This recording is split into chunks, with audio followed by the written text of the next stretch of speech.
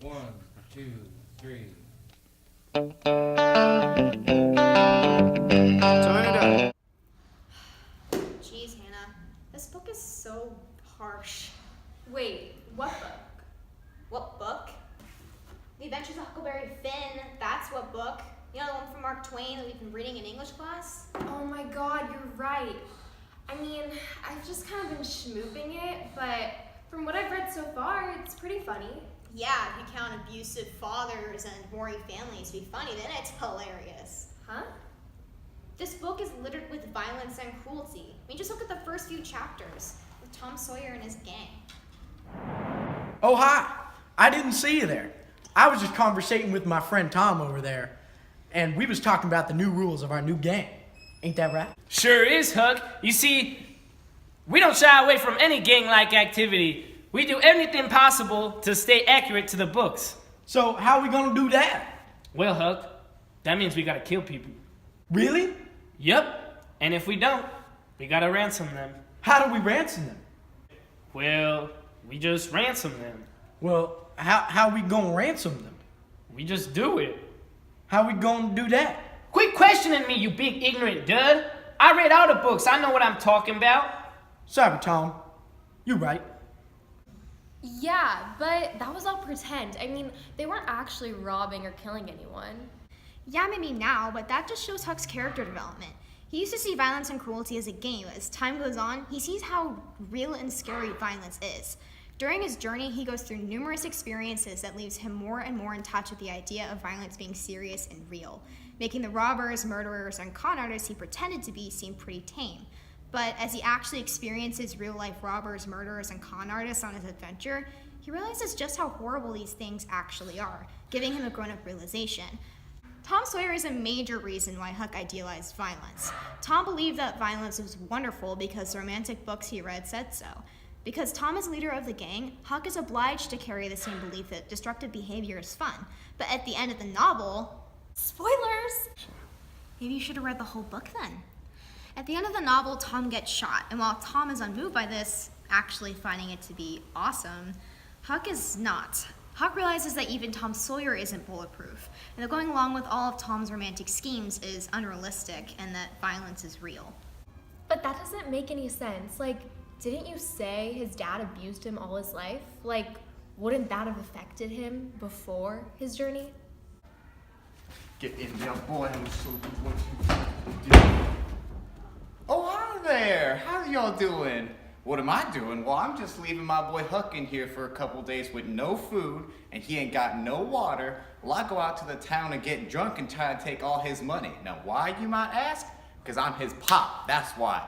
And I can do whatever I want because I is his pop, and he gonna have to listen to me. Oh, hi.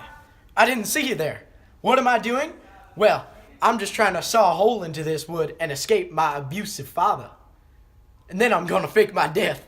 I see your point, Hannah, but here's the thing. Pap has been essentially absent for a lot of Huck's life, and Huck is relatively close with Pap. Well, as close as you can be to an abusive father. Huck is known for having a pattern in his behavior in which he associates himself with people who manipulate, use, or mistreat him.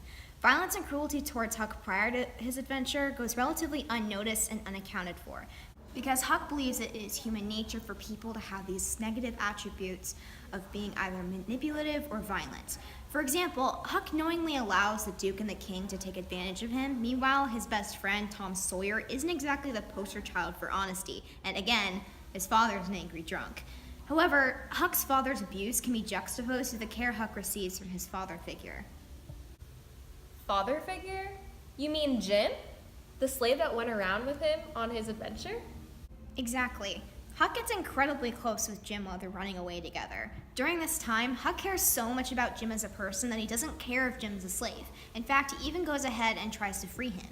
He realizes that Jim is just like him, which is shown when Huck says in his narration, "I knowed he was white inside," in chapter 40. He also sees that since Jim never treated him the way his father did, that Jim really cares about him too. Oh my gosh, also, didn't Mark Twain use cruelty and violence as a way to highlight man's hypocrisy? Like with Pap telling Huck he needed to be away from all the people trying to educate him in chapter 5 because they weren't good for him.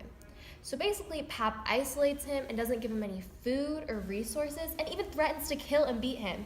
Pap is a hypocrite, and this was used as a way to recognize that rather than everyone else being bad for Huck, everyone else actually just wants what's best for him.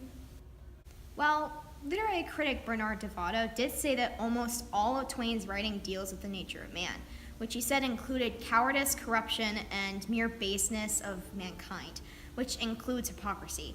This also leads to what Devato said about Twain and his thoughts on the animalistic and senseless acts of murder and violence. Where's that shown? Well, there was the whole Grangerfords versus Shepherdsons debacle. Oh, hi there. Thanks for joining me. I'm Sophia Grangerford, and I'm here waiting for my boyfriend, Harney Shepherdson. You see, we're about to run away because we're in love and stuff. Word on the street is my family went and killed them Shepherdsons, and then those Shepherdsons, they went and tried to kill my family. Well, both families are dead now, and it's all because of an old family feud. Funny, huh? Harney and I are both so young and yet so much wiser than the rest of our family. That's just silly to me. Oh, yeah, that.